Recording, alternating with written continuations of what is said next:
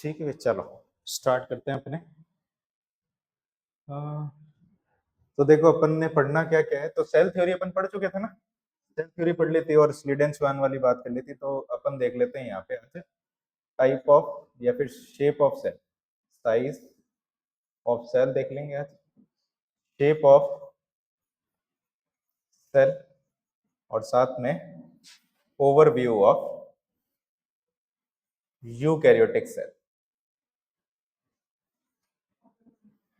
ठीक, चलो भाई, ठीक है। अब देखो अपन ने पिछली क्लास में ये बात करी थी कि भाई अपन साइज के बेसिस पे अपन बात करते हैं, तो कौन सी सेल किसका साइज क्या होता है और कौन सी स्मॉलेस्ट होती है और कौन सी लार्जेस्ट होती है। तो अगर अपन ये बात करते हैं कि जैसे कि माइकोप्लाज्मा जो है, अच्छा माइकोप्लाज्मा है क्या, बैक्टीरिया है, क्या चीज है, बैक्टीरिया। तो ये एक तरीके का बैक्टीरिया है हमारे पास में, ठीक है। इसका साइज कितना होता है माइकोप्लाज्मा का, 0.3 माइक्रोमीटर। इसका होता है 0.3 माइक्रोमीटर। अब 0.3 माइक्रोमीटर है और ये पीपीएलओ जो होता है, अगर इसकी अपन बात करें तो इसकी फुल फॉर्म क्या होती है, fluoro pneumonia like organism, like organism. और ये जो प्लूरो निमोनिया लाइक ऑर्गेनिज्म है, जैसे कि हमने ये नाम से समझ में आता है कि ये कौन सी बीमारी करता है, निमोनिया। और ये कहाँ पे पाया जाता है, जो अपने लंग्स के बीच में दो वॉल होती है। देखो, दो वॉल का मतलब ये होता है कि लंग्स के पास में क्या होती है, एक होती है पेराइटल और एक होती है विसरल। इन दोनों के बीच में एक फ्लूइड होता है जिसको अपन क्या बोलते हैं, प्लूरल फ्लूइड बोलते हैं। अब ये सेम फ्लूइड जो होता है, एक ही इसी तरीके का फ्लूइड हमारे पास में ब्रेन के अंदर भी होता है। ब्रेन के अंदर की अगर अपन बात करें तो वहां पे होता है सीएसएफ। सीएसएफ बोले तो सेरिब्रो स्पाइनल फ्लूइड। कार्डिक अपन या फिर हार्ट की अगर अपन बात करते हैं तो वहां पे भी एक फ्लूइड होता है जिसको अपन क्या बोलते हैं, पेरिकार्डियल फ्लूइड बोलते हैं। तो यानी जो जो आपके ऐसे कुछ ऑर्गन्स होते हैं जिनके क्या होते हैं, आउटर लेयर और इनर लेयर, जो उसकी लेयर होती है उसके बीच में फ्लूइड होता है। ये बेसिकली फ्लूइड का काम क्या होता है, कुल मिलाकर के सरफेस टेंशन को कम करना। और ये क्या होता है, फ्रिक्शनलेस मूवमेंट। फ्रिक्शनलेस मूवमेंट का मतलब समझ गए, जैसे अगर अपन मान लो कि अपनी हार्ट जो है वो बिना फ्रिक्शन के क्या करता है, मूव करता है, क्योंकि कंटिन्यूअसली मूव करता है। लंग्स के साथ में भी इसी तरीके से होता है। हमारी ब्रेन के अंदर भी क्या होता है कि ये आपके वहां पे मूवमेंट नहीं होता, लेकिन क्या होता है कि आपके ब्रेन के अंदर जो न्यूट्रिशन पहुंचाने का काम करता है वो कौन करता है, सीएसएफ। और साथ ही साथ अपन ये बात करते हैं शॉक एब्जॉर्बर का भी क्या करते हैं, काम करते हैं। तो प्लूरो निमोनिया लाइक ऑर्गेनिज्म, इसकी जो लेंथ होती है वो कितनी होती है, 0.1 माइक्रोमीटर। अब देखो एनसीईआरटी ये लिखती है कि जो माइकोप्लाज्मा जो होता है वो क्या होता है, सबसे स्मॉलेस्ट ऑर्गेनिज्म है या फिर स्मॉलेस्ट सेल है, सबसे स्मॉलेस्ट सेल मान लो, ठीक है। अब ये जो स्मॉलेस्ट कहा गया है ये किसके बेसिस पे कहा गया है, यानी इसकी जो ये दे रखा है, साइज जो दे रखा है, ये इसकी लेंथ है, ठीक है। और ये जो पीपीएलओ है ये खुद ही एक तरीके का क्या है, आपके माइकोप्लाज्मा है। तो ये खुद एक तरीके का माइकोप्लाज्मा है, ठीक है। ये माइकोप्लाज्मा है हमारे पास में। और ये जो लेंथ दे रखी है ये इसका डायामीटर, ठीक है। तो ये चीज ध्यान रखना, सवाल आए तो ये नंबर के बेसिस पे मत देखना।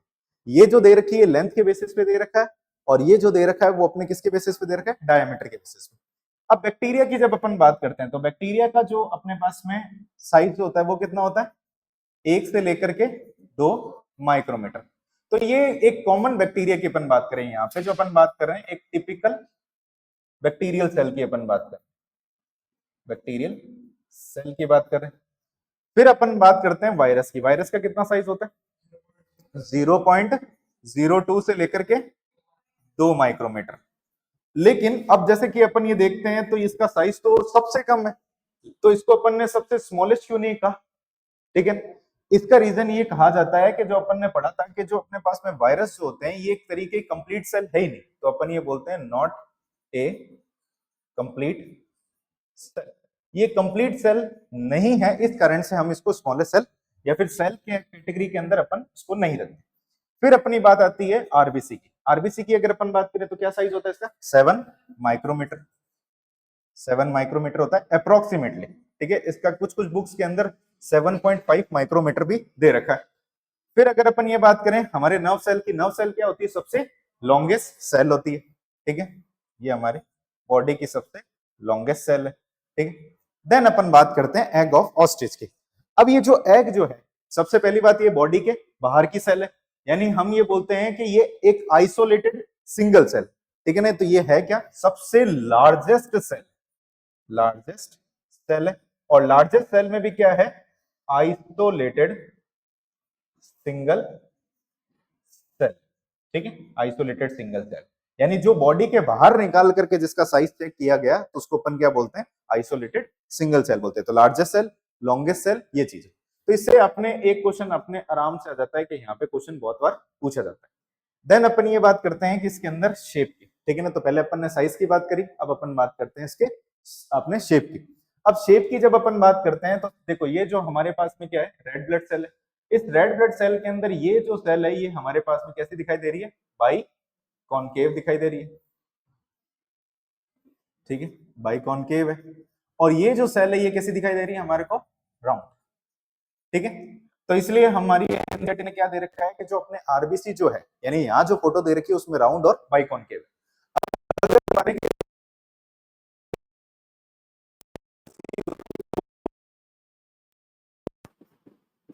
ठीक है, तो ये एक अपने पास में एग्जांपल आता है कि फ्रॉग की आरबीसी कैसी होती है, बाई कॉन्वेक्स। अब जब अपन सर्कुलेटरी सिस्टम में पढ़ते हैं तो हमारे पास में जो आरबीसी होती है यानी बाई कॉनकेव आरबीसी जो होती है ह्यूमंस के अंदर अपने को मिलती है, ठीक है। और ये जो बाई कॉनकेव आरबीसी जो होती है ये ई न्यूक्लिएटेड होती है। ई न्यूक्लिएटेड का मतलब ये होता है इसके पास में न्यूक्लियस एब्सेंट होता है, ठीक है। यानी मैच्योर आरबीसी के पास में, जो अपने पास में मैच्योर आरबीसी होती है उसके पास में न्यूक्लियस नहीं होता।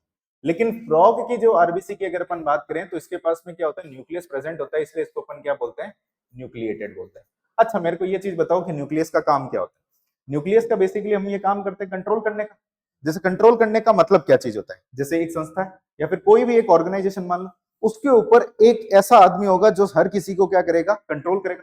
कंट्रोल करने का मतलब ये है कि कमांड करने का काम करता है। कमांडिंग सेंटर अपन बोल सकते हैं कि जो कोई इंफॉर्मेशन देगा उसको बाकी चीज क्या करते हैं, फॉलो करते हैं। वैसे ही सेल के अंदर भी क्या होता है, न्यूक्लियस प्रेजेंट होता है, वो उसकी क्या करती है, बात मानती है कि प्रोटीन कब बनाना है, लिपिड कब बनाना है, ये सारी चीजों का क्या करता है, वो मैसेज उसके पास में प्रेजेंट होता है। तो इतनी बात समझ में आ गई। तो हमारी जो आरबीसी होती है वो कैसी होती है, बाइकॉनकेव, और फ्रॉग की आरबीसी कैसी होती है, न्यूक्लिएटेड और साथ में बाइकॉन्वेक्स। अब जब अपन ये बात करते हैं कि डब्ल्यूबीसी की अपन बात करते हैं, ठीक, तो डब्ल्यूबीसी की जो शेप आपको दिखाई दे रही है ये कोई रेगुलर शेप तो है नहीं। जब किसी भी सेल की शेप जो है रेगुलर ना हो तो उसको अपन क्या बोलते हैं, अमीबॉइड। तो इररेगुलर शेप की होती है। आपके अमीबॉइड का मतलब क्या होता है, इररेगुलर, ठीक है, इररेगुलर शेप होता है इसका। साथ ही साथ में अपन ये बात करते हैं कि डब्ल्यूबीसी की बात आपने देख सुन रखी होगी, डब्ल्यूबीसी अपनी बॉडी के अंदर क्या काम करती है, डिफेंस का, ठीक है, कुछ एलर्जिक रिएक्शन का भी काम करती है, प्रोटेक्शन का भी काम करती है। यानी ये क्या करती है, अपनी बॉडी के अंदर कोई इन्फेक्शन आ गया, इन्फेक्शन आ जाता है, जैसे कि अपन ये बात करते हैं कि मौसम चेंज हुआ, अपनी बॉडी में इन्फेक्शन, तो उससे फाइट करने का क्या करेगी, काम करेगी। और फाइट करने का काम किससे करेगी, पैथोजन से। पैथोजन क्या चीज होते हैं कि जो डिजीज करने वाले जो अपने पास में ऑर्गेनिज्म होते हैं उनको अपन क्या बोलते हैं, पैथोजन। तो उससे लड़ने का काम करती है। अब एक डिजीज होती है, आपने सुन रखा होगा, ल्यूकीमिया। ल्यूकीमिया सुना है, जिसको अपन क्या बोलते हैं, ब्लड कैंसर बोलते हैं।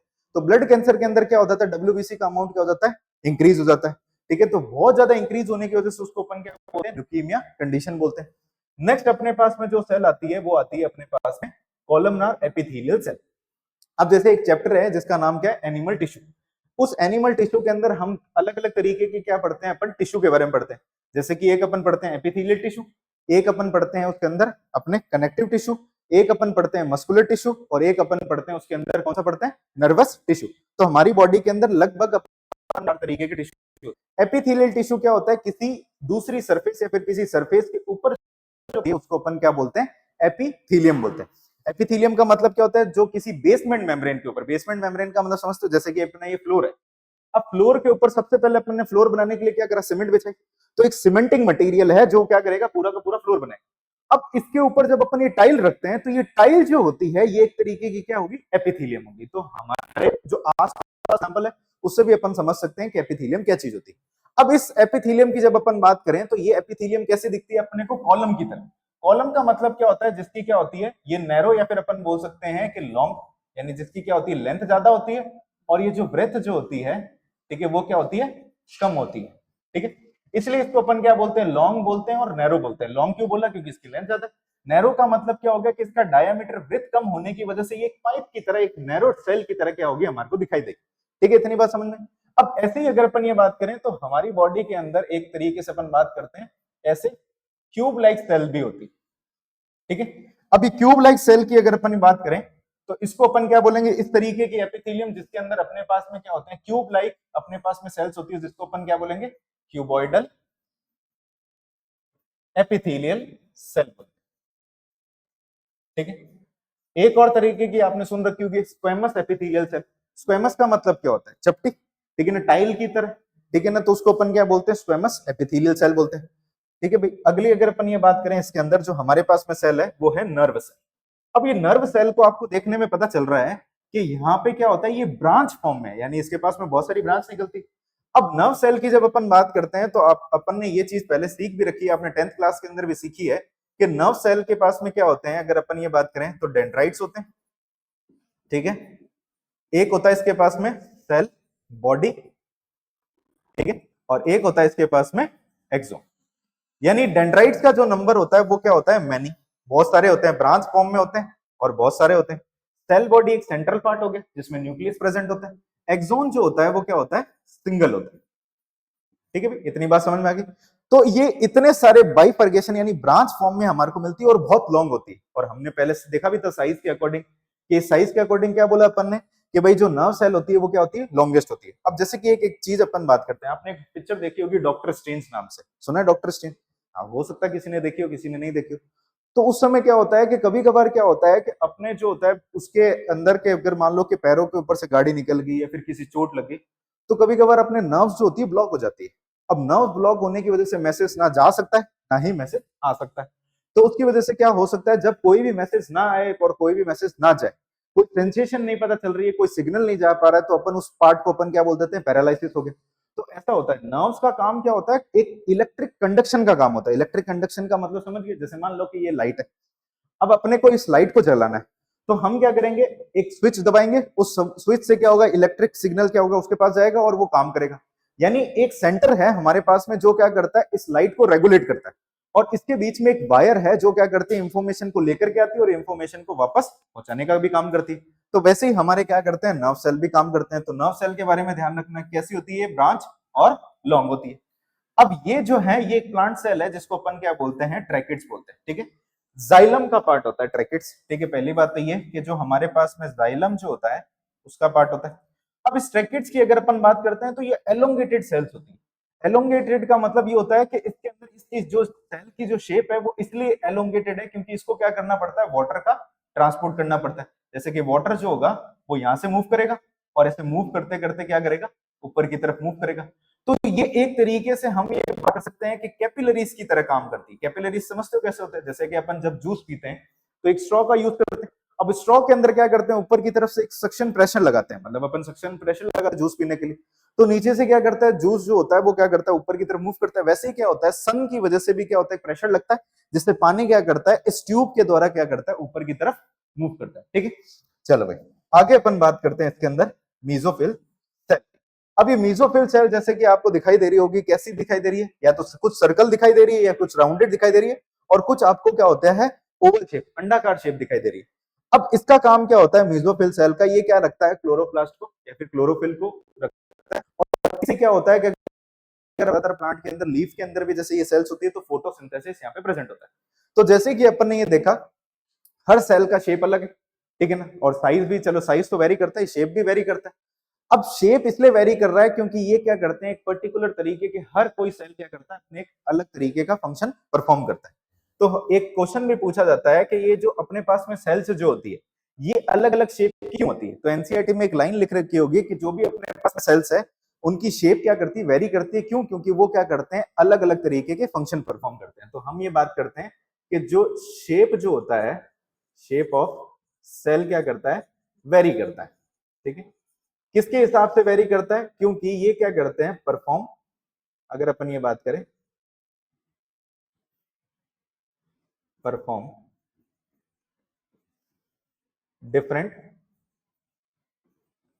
फंक्शन। ठीक है भाई, बात समझ में आ गई?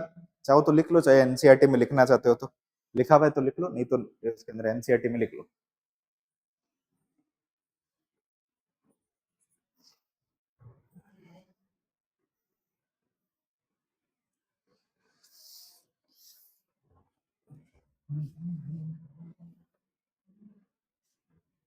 चलो भाई, लिख लिया सबने? लिख लो। अब एक पॉइंट और आता है इसके अंदर कि हम ये देखते हैं कि अच्छा मेरे को ये बताओ कि इन सारी में से प्रोकैरियोटिक सेल कोई है? कोई सेल है ऐसी जो प्रोकैरियोटिक हो? मीसोफिल सेल कहां पे होती है? प्लांट के अंदर। प्लांट खुद क्या है? यूकैरियोट है, तो उसकी सेल भी कैसी होगी? यूकैरियोट होगी। ट्रैकिड्स ये भी प्लांट का सेल, तो प्लांट की सेल है तो उसकी ये भी कौन सी होगी? यूकैरियोट। तो आप ये देख रहे हैं कि इस फ्लो चार्ट के अंदर या फिर इस पेपर के अंदर जितनी भी सेल बना रही की सारी क्या? यूकैरियोटिक। तो यूकैरियोटिक सेल को देखकर सारी की सारी यूकैरियोटिक सेल सेम तो नहीं दिखाई दे रही। अब ऐसी सेल जो सेम ना हो उसको अपन क्या बोलेंगे? Non identical. ठीक है, तो यहाँ पे हम ये बात करते हैं, एक जनरल बात करते हैं, तो आपके जितने भी यूकैरियोटिक सेल होती है, ऑल यूकैरियोटिक सेल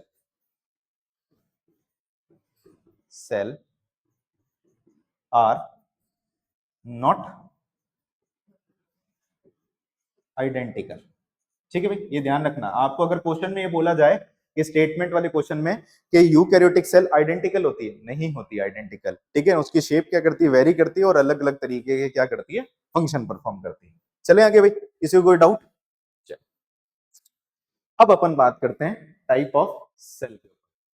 अब ये टाइप ऑफ सेल के ऊपर किस बेसिस पे अपन बात कर रहे हैं? तो आपने ये चीज पढ़ रखी है 10th क्लास के अंदर भी, दो तरीके की सेल होती है। एक होती है हमारे पास में प्रोकैरियोट और एक होती है हमारे पास में यूकैरियोट।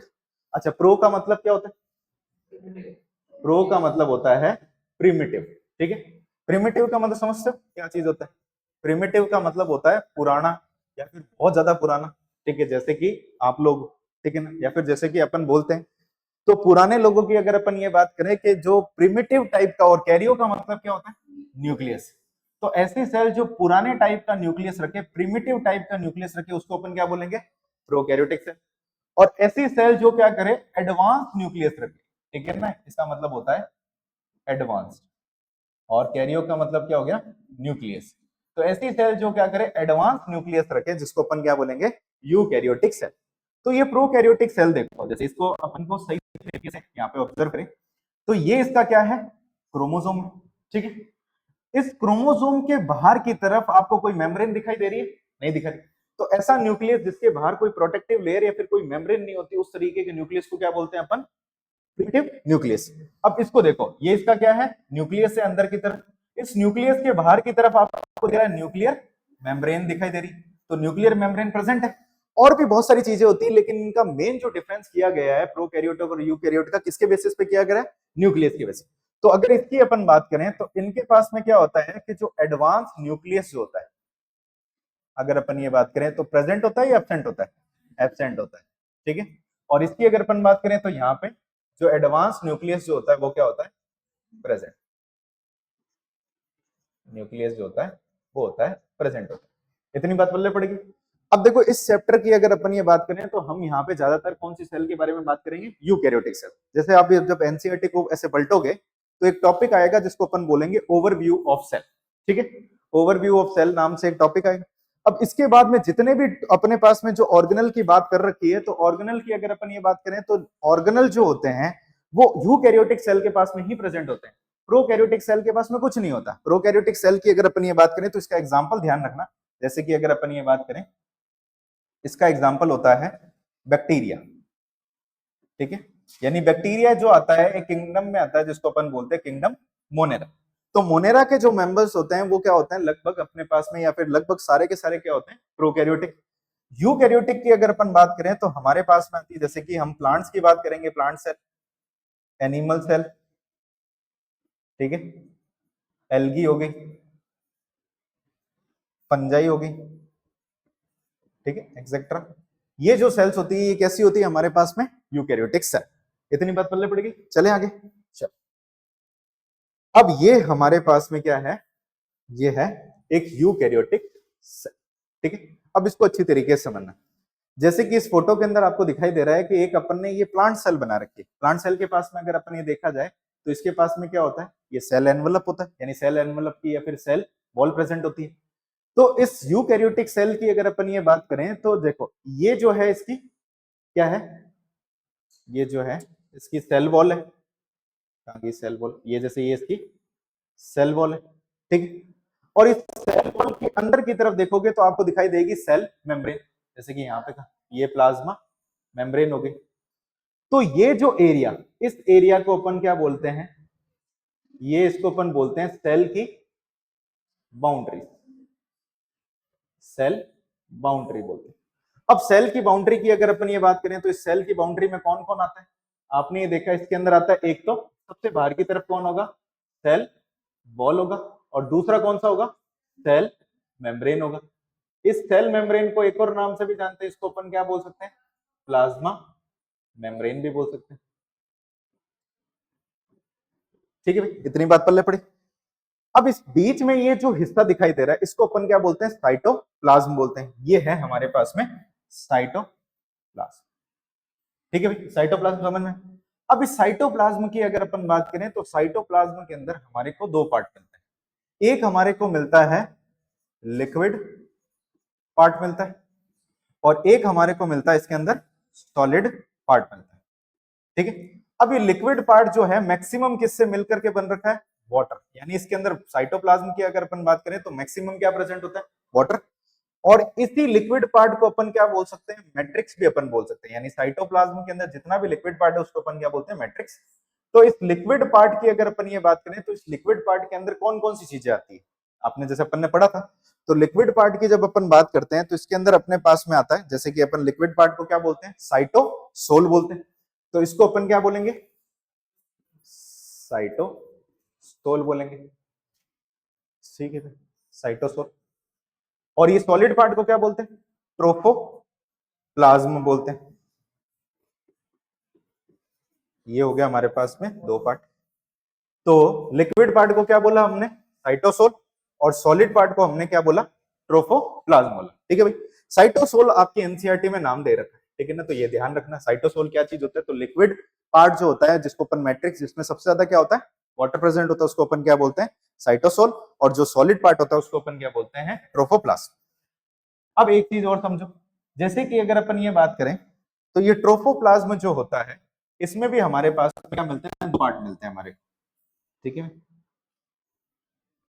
एक हमारे को मिलता है इसके अंदर लिविंग पार्ट, ठीक है, और एक हमारे को मिलता है इसके अंदर नॉन लिविंग पोर्शन। ठीक है, तो लिविंग पोर्शन के अंदर कौन आता है हमारे पास में, ऑर्गेनल्स आते हैं। ठीक है भाई, और नॉन लिविंग पोर्शन जो होता है उसको अपन क्या बोलते हैं, ड्यूटियो प्लाज्म बोलते हैं। इतनी बात याद रहेगी। तो लिविंग पोर्शन को क्या बोलते हैं, सेल के ऑर्गेनल, और नॉन लिविंग पोर्शन को अपन क्या बोलते हैं, ड्यूटियोप्लाज्म बोलते हैं। अब एक चीज ये रहती है कि जो अपन, और तीसरी चीज, दो तीसरा पोर्शन जो होता है उसको अपन क्या बोलते हैं, न्यूक्लियस। तो अगर अपन एक यूकैरियोटिक सेल की अगर अपन बात करें तो ये तीन पार्ट में डिवाइड होता है। अगर यूकैरियोटिक सेल की अगर अपन बात करें तो इसके पास में पहला क्या हो गया, सेल की बाउंड्रीज होगी। दूसरा क्या हो गया इसके पास में, साइटोप्लाज्म हो गया। और साइटोप्लाज्म के साथ साथ में इसमें क्या प्रेजेंट होगा, न्यूक्लियस प्रेजेंट होगा। ठीक है, अब इसके न्यूक्लियस की अगर अपन बात करते हैं तो इस न्यूक्लियस के अंदर क्या प्रेजेंट होता है, डीएनए और आरएनए या फिर प्रोटीन पार्ट प्रेजेंट। तो इस न्यूक्लियस को अपन क्या बोलते हैं, कंट्रोलर ऑफ सेल बोलते हैं। क्यों, क्योंकि ये सब चीजों को क्या करता है, कंट्रोल करता है। इतनी बात पल्ले पड़ी, तो कंट्रोलर ऑफ सेल बोलेंगे। सेल बाउंड्री का मतलब समझ गए होंगे, साइटोप्लाज्म का मतलब समझ गए। अब साइटोप्लाज्म की जब अपन ये बात करते हैं तो साइटोप्लाज्म के अंदर जैसे कि अपन ये देखते हैं तो मैक्सिमम पोर्शन इस सेल का है क्या, साइटोप्लाज्म। तो लगभग सारे ऑर्गेनल कहां पे प्रेजेंट है, साइटोप्लाज्म में। सारे एंजाइम कहां पे प्रेजेंट है, साइटोप्लाज्म में। जब सारे ऑर्गेनल और सारे एंजाइम वहां पे प्रेजेंट है तो ज्यादातर सेल की एक्टिविटी कहां पे होगी, साइटोप्लाज्म। तो अगर अपन ये बात करें तो साइटोप्लाज्म के अंदर क्या प्रेजेंट होते हैं, लगभग ऑल ऑर्गेनल्स प्रेजेंट होते हैं। ठीक है, और हम ये बोलते हैं ऑल एंजाइम, मोस्टली जितने भी एंजाइम होते हैं वो प्रेजेंट होते हैं। तो जब सारे ऑर्गेनल और सारे एंजाइम यहाँ पे प्रेजेंट है तो सारी की सारी सेल की जो मेन एक्टिविटी होगी, सेल की मेन एक्टिविटी जो होगी वो कहां पे होगी, साइटोप्लाज्म। तो इसलिए एनसीईआरटी ने एक लाइन दे रखी है कि जो साइटोप्लाज्म जो होता है वो क्या होता है, मेन एरिना होता है। ठीक है ना, तो हम ये बोलते हैं, ठीक है, कि cytoplasm is main arena of cellular activity. Reason समझ में आ गया। अब ये तुम्हारे को एआर वाले क्वेश्चन के अंदर पूछा जा सकता है। एआर वाले क्वेश्चन में ऐसे मान लो सवाल बनाया, अच्छा असर्शन और रीजन समझते हो, असर्शन वाले रीजन के अंदर ये सवाल बनाया कि भाई उसमें लिख दिया कि cytoplasm is the main arena of cellular activity, आपने पढ़ रखी है लाइन, तो आपको पता है कि हाँ भाई ये बात तो सही है। अब इसके रीजन में ये बोला कि साइटोप्लाज्म जो होता है उसके अंदर मैक्सिमम अमाउंट के अंदर वाटर होता है, ये भी बात सही है। तो जब इसके अंदर इस तरीके का रीजन लिखा जाए तो आंसर क्या जाएगा, इसके अंदर जाएगा बी। क्यों जाएगा, क्योंकि वाटर के ज्यादा होने की वजह से वो मेन एरिना नहीं है। क्यों मेन एरिना है वो ज्यादातर सेलुलर एक्टिविटी का, क्योंकि उसके पास में सारे के सारे ऑर्गेनल और सारे के सारे एंजाइम प्रेजेंट है। सवाल समझ में, इस तरीके से आपसे क्या होते हैं सवाल पूछे जाते हैं। तो ये हमारे पास में क्या होता है, एक उसके अंदर यूकैरियोटिक सेल की बात करते हैं। अब इस यूकैरियोटिक सेल के अंदर अपन सबसे पहले इसके अंदर सेल की बाउंड्रीज पढ़ेंगे। सेल की बाउंड्रीज का मतलब ये होता है कि जो इसकी दीवार पढ़ेंगे, ठीक है। चलो अब अपने पास में आता है सेल वॉल आता है, ठीक है भाई। चलो अब नाम से ये पता चलता है कि वो वॉल जो क्या करती है सेल के पास में होती है उसको अपन क्या बोलते हैं, सेल वॉल बोलते हैं। अब सेल वॉल की अगर अपन ये बात करें तो ये सेल वॉल जो होती है एक तरीके का क्या है, नॉन लिविंग स्ट्रक्चर है। ये बहुत बार सवाल पूछा गया है। तो सेल वॉल की अगर अपन बात करें तो ये क्या है, नॉन लिविंग स्ट्रक्चर। जैसे मान लो कि आप लोग क्या करते हो क्लास के अंदर थोड़ी थोड़ी देर बैठने के बाद में क्या हो जाता है, नॉन लिविंग बन जाता है, ठीक है ना। कोई एक्सटर्नल रिस्पॉन्स बंद, ध्यान नहीं पड़ रहा क्या जा रहा है क्या नहीं जा रहा है, ऐसे आंखें झुक रही है, ठीक है। तो वो अपने क्या होता है ऐसे लिविंग और नॉन लिविंग के बीच में मत रख, वायरस बन जाओगे नहीं तो, ठीक है ना। वायरस एक ही बहुत है अपने पास में, ठीक है ना। तो नॉन लिविंग स्ट्रक्चर होता है। दूसरी चीज ये होता है कि अपने दीवार की तरह कठोर है, तो इसको रिजिड स्ट्रक्चर बोलते हैं, यानी रिजिड स्ट्रक्चर। रिजिड का मतलब समझते हो क्या होता है, रिजिड का मतलब होता है कठोर, एकदम सॉलिड। तो पहली चीज क्या होगी इसके अंदर, नॉन लिविंग स्ट्रक्चर। दूसरी चीज क्या होगी, रिजिड स्ट्रक्चर। रिजिड का मतलब ये होता है एकदम तुम्हारे खुद की तरह, ऐसे मान लो फूंक मारे उड़ गए, ठीक है ना। तो रिजिड का मतलब ये होता है दीवार की तरह, जो अपनी वॉल की जो दीवार होती है ना, वो वैसी वाली वॉल नहीं, ठीक है ना, नॉर्मल जो वॉल होती है उसकी दीवार की तरह। तो पहली चीज क्या होगी, नॉन लिविंग, और तीसरी चीज क्या होगी, रिजिड स्ट्रक्चर। अब अगर अपन ये बात करें तो ये क्या होती है, परमिएबल होती है, ठीक है। तो परमिएबल आपके पास में क्या होती है, परमिएबल लेयर का मतलब है क्या चीज, परमिएबल लेयर का मतलब ये होता है कि सबको परमिशन है, कोई भी आके बैठ सकता है और कोई भी आकर के जा सकता है।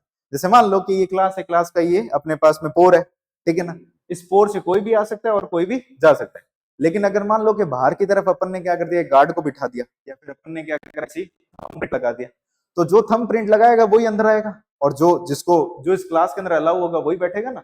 जिसने फीस नहीं दी वो क्यों बैठेगा, मेन बात तो ये समझ गए। तो मेन चीज ये होती है परमिएबल। परमिएबल का मतलब ये होता है कोई भी सिलेक्शन नहीं होगा, नो सिलेक्शन, ठीक है, नो सिलेक्शन, कोई भी सिलेक्शन नहीं होगा।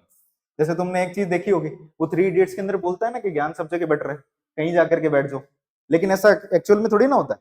आप मान लो कि आप 3rd ईयर के अंदर चले गए, मान लो एमबीबीएस के 3rd ईयर के अंदर है, अब फेल हो गए तभी तो फर्स्ट ईयर में जाओगे, तो बिना फेल हुए तो कैसे जाओगे, तो उसके बिना आपको क्या लगनी चाहिए, परमिशन लगनी चाहिए। तो यहाँ पे क्या है, परमिएबल। परमिएबल का मतलब कोई भी आएगा कोई भी जाएगा, तो वो बोलते हैं ना बाड़ा है, बाड़ा की तरह होता है, ठीक है ना। यहाँ पे कोई भी आ सकता है और कोई भी जा सकता है, ठीक है। चलो अब इसकी अगर अपन ये बात करते हैं कि सेल वॉल प्रेजेंट होती किस किस में, सेल वॉल प्रेजेंट इन, तो आप ये बताना मेरे को सेल वॉल किस किस में प्रेजेंट होती है। जैसे मान लो कि ये अपन ने पहले भी सीखा हुआ है कि कुछ एग्जांपल, ठीक है। सबसे पहले हो गया हमारे पास में प्लांट सेल, दूसरा हो गया हमारे पास में एनिमल सेल, तीसरा हो गया हमारे पास में बैक्टीरिया की सेल, ठीक है। उसके बाद में आ गया हमारे पास में माइको प्लाज्मा, ठीक है भाई। और बताओ और कोई एग्जांपल, फंगस ले लेते हैं, फंगस की सेल ले लो, फंजाई ले लो, ठीक है भाई, इतने बहुत है। एल्गी ले लेते हैं एक और। चलो अब पहले तो आप मेरे को ये बताओ कि इनमें से यूकैरियोट कौन है और प्रोकैरियोट कौन है। सबसे पहले प्लांट सेल क्या है, यूकैरियोट या प्रोकैरियोट, यूकैरियोट, ठीक है ना। और एनिमल सेल क्या है, प्रोकैरियोट या यूकैरियोट, यूकैरियोट, ठीक है। बैक्टीरियल सेल क्या है, यूकैरियोट या प्रोकैरियोट, प्रोकैरियोट, ठीक है। माइकोप्लाज्मा क्या है, प्रोकैरियोट, ठीक है। फंजाई क्या है, यूकैरियोट, और एल्गी यूकैरियोट। अब इनमें से हमारे को ये तो समझ में आ गया कि भाई एक यूकैरियोट कौन सा है, प्रोकैरियोट। इनमें से किस किस के पास में प्रेजेंट है? प्लांट सेल की अगर अपन बात करें तो इसके पास में सेल वॉल प्रेजेंट होती है, ठीक है भाई, जो कि अपन ने, अच्छा ये मेरे को ये बताओ कि प्लांट सेल के अंदर सेल वॉल प्रेजेंट होती है, सबसे पहले कौन से साइंटिस्ट ने बताया था, स्लीडन या स्वान ने? स्वान ने बताया था। तो आपको याद होगा स्वान ने ये बोला था कि भाई प्लांट सेल के पास में एक यूनिक फीचर होता है जिसको अपन क्या बोलते हैं, सेल वॉल, जो कि प्लांट्स एनिमल सेल के पास में एब्सेंट होता है। अच्छा, एनिमल सेल के पास में प्रेजेंट होती है, एब्सेंट होती है? एब्सेंट होती है, ठीक है। तो सेल वॉल यहाँ पे क्या होती है, एब्सेंट। अच्छा, बैक्टीरियल सेल के पास में प्रेजेंट या एब्सेंट?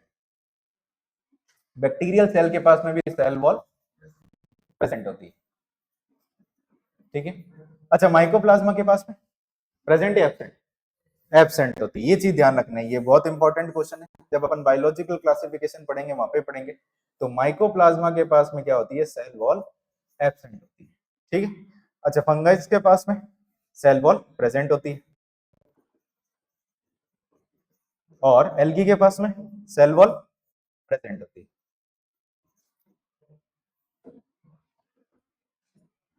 प्रेजेंट। तो एक चीज से यहाँ पे एक चीज पता चला कि अपन ये बात करते हैं कि किसी अंदर सेल है, किसी के अंदर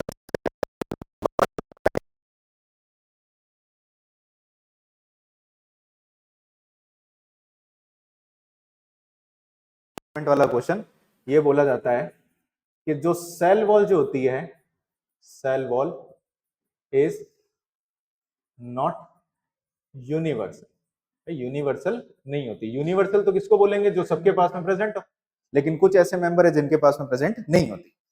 अब इनमें से अगर अपन ये एक बात करें कि जो सेल वॉल जो होती है, ज्यादातर जो सेल वॉल होती है मोस्टली किससे बनी हुई होती है, कार्बोहाइड्रेट्स, ठीक है। अभी अपन देखते हैं कि अलग अलग ऑर्गेनिज्म में किस तरीके से बनी होती है। तो ये मान लो कि अपन आगे अपन बात करते हैं, सबसे पहले अपन बात करते हैं प्लांट सेल, ठीक है। प्लांट सेल की सेल वॉल किससे बनी हुई होती है? अच्छा भाई बताओ, प्लांट सेल किससे बनी हुई होती? सेल्यूलोज, हेमीसेल्यूलोज, पेक्टिन और प्रोटीन। बहुत बार क्वेश्चन पूछ रखा है, तो इसलिए ध्यान रखना। एक होता है इसमें सेल्यूलोज, एक होता है इसमें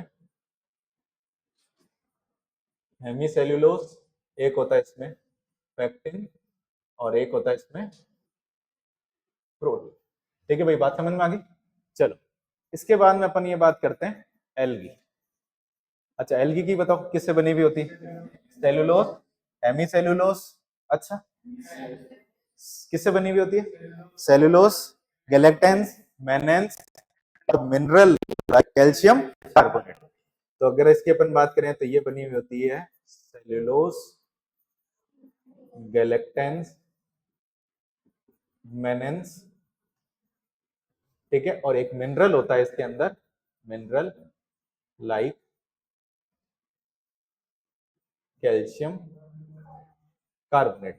वेरी वेरी इंपॉर्टेंट, ठीक है, बहुत बार क्वेश्चन पूछ रखा है इससे, ठीक है। छोटे छोटे क्वेश्चन होते हैं, बेसिक क्वेश्चन होते हैं जो पूछे जाते हैं। नेक्स्ट अगर अपन ये बात करें फंगस,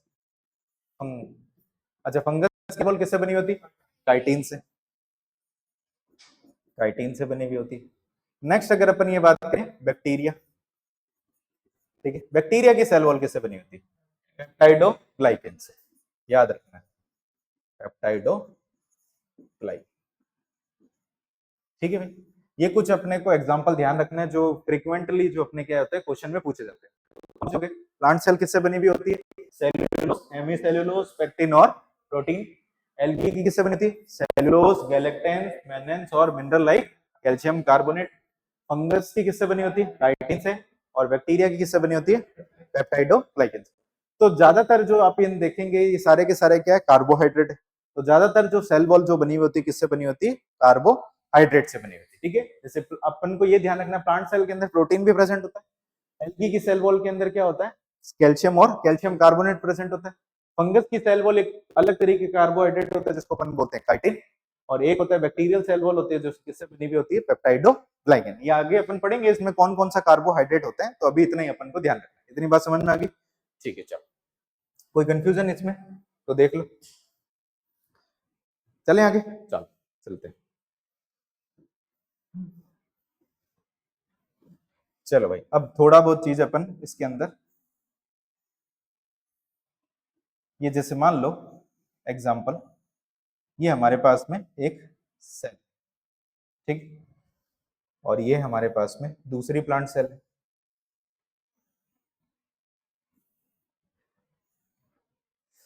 ठीक है।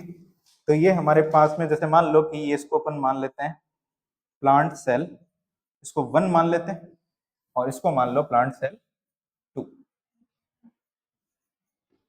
ठीक है भाई। अब ये दो जो प्लांट सेल है इसके बीच में एक लेयर होती है यहाँ पे,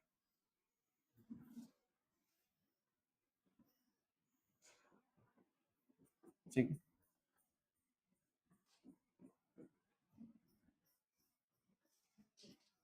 अच्छा, इस लेयर को क्या बोलते हैं? Middle lamella. इस लेयर को अपन बोलते हैं मिडल लेमेला, ठीक है भाई, मिडल लेमेला। बहुत बार क्वेश्चन पूछा जाता है। अब एक चीज थोड़ा सा समझने की कोशिश करना, जैसे मान लो कि एक एग्जांपल की अपन बात करते हैं, ये एक ब्रिक है, ये ईंट है, ये एक दूसरी ईंट है।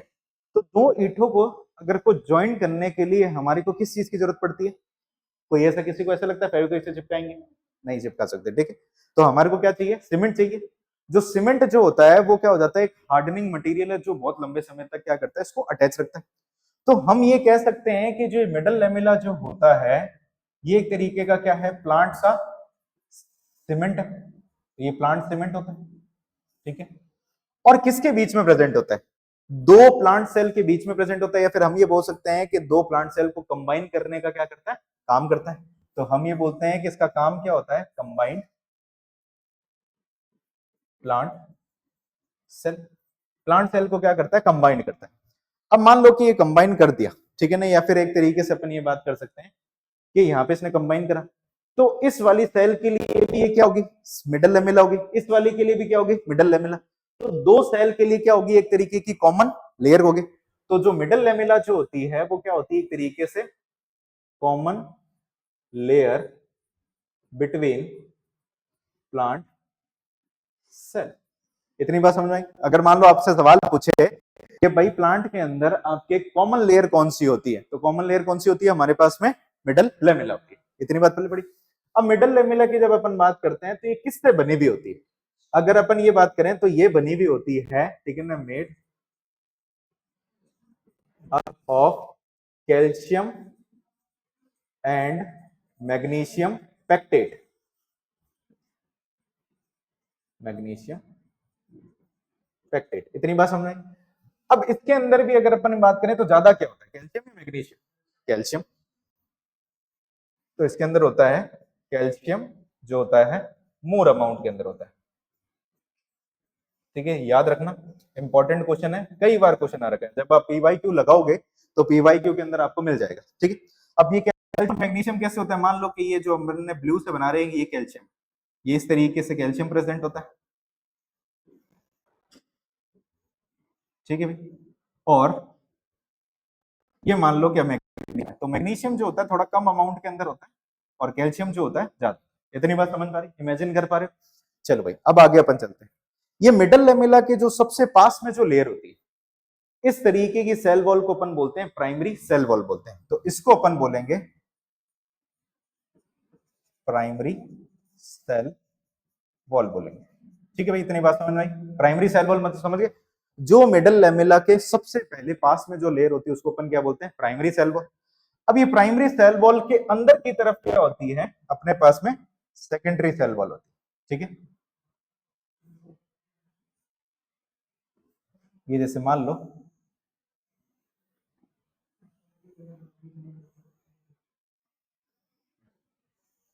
ये जो लेयर है इसको अपन बोलेंगे सेकेंडरी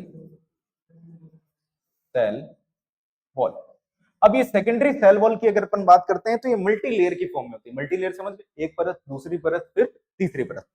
तो ये जो पहली जो परत है इसको अपन एक और नाम दे सकते हैं S1। S1 का मतलब समझ गए, सेकेंडरी सेल वॉल फर्स्ट। इसके अंदर की तरफ क्या होगा, एक और सेकेंडरी सेल वॉल होगी, ये इस तरीके से, ठीक है, इसको क्या बोलेंगे, S2 बोल सकते हैं। इसके अंदर एक और प्रेजेंट होती है,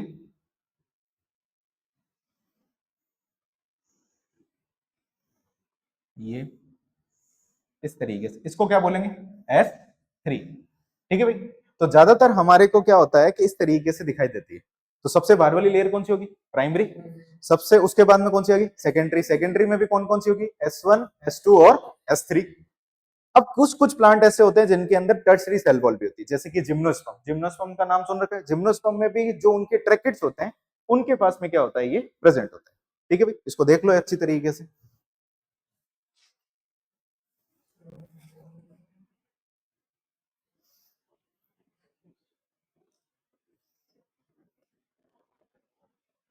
चले आगे, ठीक है, इतनी बात समझ में आ गई। चलो, अब अपन डिफरेंस पढ़ते हैं कि आपके प्राइमरी सेल वॉल और सेकेंडरी सेल वॉल के बारे में। प्राइमरी सेल वॉल और सेकेंडरी सेल वॉल। अच्छा, प्राइमरी जो ऐसी होगी जो सबसे पहले बनी है, और सेकेंडरी ऐसी होगी जो बाद में बनी है। तो नाम अपन ऐसे भी बोल सकते हैं कि जो सबसे पहले बनी उसको अपन क्या बोल देंगे, प्राइमरी, और जो बाद में बनी उसको अपन क्या बोल देंगे, सेकेंडरी। चलो भाई, अब प्राइमरी सेल वॉल की अगर अपन ये बात करें, तो जैसे कि आपने देखा सबसे बाहर की तरफ होती है और बहुत पतली लेयर होती है। तो ये जो लेयर होती है ये आपको कैसे दिखाई देती है, थिन लेयर होती है। ठीक है, अच्छा, सेकेंडरी सेल वॉल देखो, जैसे सेकेंडरी सेल वॉल के अंदर अगर अपन ये बात करें तो सेकेंडरी कैसे दिखाई दे रही है आपको, मोटी लेयर दिखाई दे रही है। तो कैसी होगी, अपन क्या बोलेंगे इसके लिए, थिक लेयर बोलेंगे। ठीक है, सेकेंडरी लेयर को अपन क्या बोलते हैं, थिक लेयर होती है। ठीक है, अब थिक, सॉरी, थिक लेयर होगी। ठीक है, अब थिन लेयर के साथ साथ में अगर जो चीज पतली होती है, तो ये तो इस लेयर की खास बात ये है कि ये इलास्टिक होती है। इलास्टिक समझते हो, खींच सकती है। ठीक है, तो ये जो लेयर होती है इलास्टिक होती है। ठीक है, और ये जो लेयर होती है इसकी अगर अपन बात करें तो ये रिजिड होती है, या फिर अपन बोल सकते हैं नॉन इलास्टिक। ठीक है, अब इलास्टिक की अगर अपन ये बात करते हैं, अब मान लो कि आपकी स्किन जो है वो भी एक इलास्टिक है। अब आप जब छोटे थे तो आप इतने से थे, चारों हाथों पैरों को इस्तेमाल करते थे। उसके बाद में जैसे ही आप बड़े हुए तो आपके बाईपेडल लोकोमोशन हुआ। बाईपेडल समझते हो क्या होता है, अपन ने पैरों का इस्तेमाल करा और हाथों से अपन ने बाटे फेंके, कुल मिलाकर के कुल मिलाकर के अपन ने क्या करा, ऐसे पत्थर उठा लिए, मिट्टी खा ली, बहुत सारी चीजें करी, अपन ने हाथों का पूर्ण रूप से इस्तेमाल करा। ठीक है, तो अगर अपन ये बात करें कि हमारी स्किन जो होती है वो भी इलास्टिक है, अब हम बड़े होते गए, ठीक है ना, हमारी ग्रोथ होती गई तो हमारी स्किन भी स्ट्रेच होती गई। तो आप स्किन को जब अपन देखते हैं तो स्किन बहुत स्ट्रेच पोजीशन पे रहती है, यानी स्ट्रेचिंग होती है। जब अपन क्या करते हैं, आप जब जाओगे तो ऐसे सर्जरी करते हैं तो अपन ऐसे स्किन के ऊपर छोटा सा कट लगाते हैं, एकदम से खुल जाती है। अब जब कोई चीज इतनी स्ट्रेच तरीके से बंद है तभी तो कट लगाने पे ऐसे खुल रहा है। ठीक है ना, वैसे ही क्या होता है कि जो प्राइमरी सेल वॉल होती है इलास्टिक होती है। अब जब प्लांट क्या करेगा, ग्रोथ करेगा, तो ये इलास्टिक नेचर की वजह से ये ग्रोथ को क्या करेगा, प्रमोट करेगा। तो हम ये कह सकते हैं कि जो प्राइमरी सेल वॉल होती है उसके अंदर क्या होती है, आपके कैपेबिलिटी होती है ग्रोथ की। ठीक है, तो हम क्या बोलेंगे इसके अंदर, ये किसके कैपेबल होती है, कैपेबल, कैपेबल फॉर ग्रोथ। ठीक है, अब ये रिजिड है, चाहे कितनी ग्रोथ हो जाए कुछ नहीं होगा इसके। ठीक है ना, तो ये ग्रोथ को क्या करेगी, आपके कैपेबल नहीं है, यानी रिजिड लेयर है, तो ये क्या करेगी, ग्रोथ के लिए प्रमोट नहीं करेगी। तो अपन ये बोलेंगे नॉट कैपेबल फॉर ग्रोथ। ठीक है भाई, इतनी बात पल्ले पड़ी। सबसे पहला, प्राइमरी सेल वॉल पहले बनी है और कैसी है, थिन। थिन के साथ में कैसी है, इलास्टिक। इलास्टिक के साथ में किस चीज को कैपेबल रखती है, ग्रोथ के। इसकी अगर अपन बात करें, थिन लेयर अंदर की तरफ होती है, रिजिड लेयर है, और ये क्या होती है, कैपेबिलिटी नहीं रखती ग्रोथ के। अब एक चीज अपन नोटिस करते हैं कि यहाँ पे इसके अपन ये बात करते हैं कि किससे बनी हुई होती है। अगर अपन ने ये देखा, ये जो बनी होती है मेड अप ऑफ, तो प्राइमरी सेल वॉल बनी हुई होती है जैसे कि सेलुलोज, हेमीसेलुलोज, पेक्टिन और प्रोटीन। ठीक है, ये भी बनी हुई होती है सेम मटेरियल से, ये भी made up of cellulose, hemicellulose और पेक्टिन और प्रोटीन। तो अब सोचने वाली बात यह है कि दोनों चीजें जब सेम मटेरियल से मिलकर के बनी हुई होती है, तो एक इलास्टिक और एक रिजिड हो कैसे गई? सवाल समझ में आया कि जब दोनों चीज सेम मटेरियल से बन रखा है तो एक इलास्टिक और एक रिजिड कैसे होगी? अब ये कब हो सकता है कि जब इसका अरेंजमेंट क्या हो, अलग अलग। अगर मान लो किसी ये जब ये बन रहे थे यानी इन मटेरियल से बनी, जब ये क्या करें आपके लाइटली पैक हो, लाइटली पैक का, या फिर अपन इनका अरेंजमेंट अगर अपन ये बात करें तो लाइट तरीके से, अगर कॉम्पैक्टली नहीं अरेंज है, इनका अरेंजमेंट लूजली अरेंज है, तो ये कैसी हो जाएगी? इलास्टिक। और अगर कॉम्पैक्टली अरेंज होगी तो ये कैसे हो जाएगी? रिजिड। तो ये चीज ध्यान रखना, मटेरियल दोनों का सेम है लेकिन इनका जो अरेंजमेंट है वो कैसा है? कॉम्पैक्ट है, ठीक है। और इसका अरेंजमेंट कैसा है? लूजली अरेंज है, ये लूजली अरेंज है, ठीक है। इतनी बात पल्ले पड़ी अपने को, ये चीज होगी। चलो भाई, अब अपन एक चीज देखते हैं। आपने एक सेल का नाम सुन रखा होगा जिसको अपन बोलते हैं मेरिस्टेमेटिक सेल। सुना है मेरिस्टेमेटिक सेल?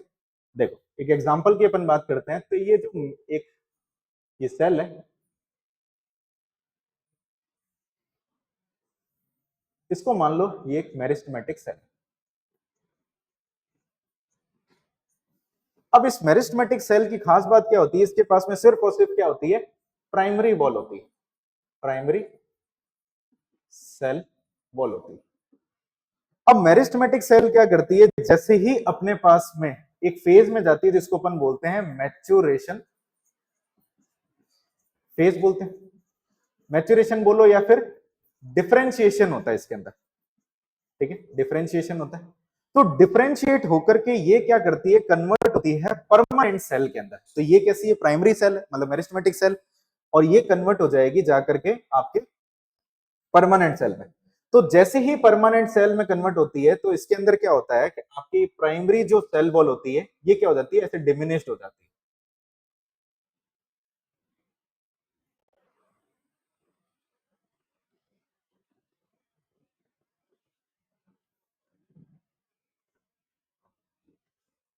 ठीक है,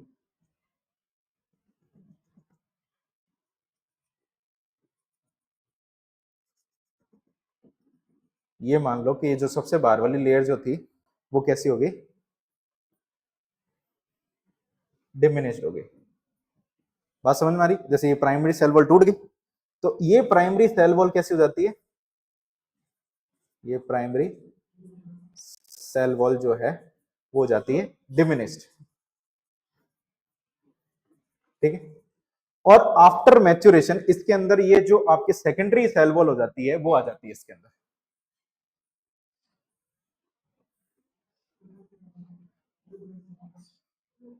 ठीक है। ये सेकेंडरी सेल वॉल है इसके अंदर।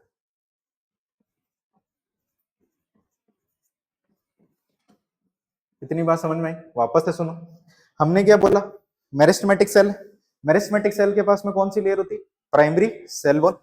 ये प्राइमरी सेल वॉल के अंदर या फिर मेरिस्टेमेटिक सेल क्या करता है? मैच्योरेशन फेज में जाता है, और मैच्योरेशन फेज में जाने के बाद में इसमें क्या होता है? डिफरेंशिएशन। और डिफरेंशिएशन के बाद में ये कन्वर्ट हो जाता है परमानेंट सेल के अंदर। और परमानेंट सेल के अंदर जो प्राइमरी वॉल जो होती है, ठीक है, प्राइमरी सेल वॉल जो हो जाती है वो कैसी हो जाती है? डिमिनिश हो जाती है, टूट जाती है। ये हमारे पास में परमानेंट सेल है, तो ये डिमिनिश्ड हो गई। और डिमिनिश के साथ साथ में अपन ने क्या बोला? इसके अंदर ये प्राइमरी सेल वॉल तो टूट गई और इसके अंदर किसका फॉर्मेशन हो गया? सेकेंडरी सेल वॉल का हो गया। इतनी बात पल्ले पड़ी। तो सेकेंडरी सेल वॉल कब आती है अपने पास? जब प्लांट एक तरीके से प्लांट की जो अपन मेरिस्टेमेटिक सेल है वो किसमें कन्वर्ट हो जाए? आपके परमानेंट सेल के अंदर। और परमानेंट सेल के अंदर जैसे ही आई है तो इसके अंदर क्या हो गया? जो प्राइमरी सेल वॉल होगी वो डिमिनिश्ड हो जाएगी और जो सेकेंडरी सेल वॉल क्या हो जाती है? अपीयर हो जाती है।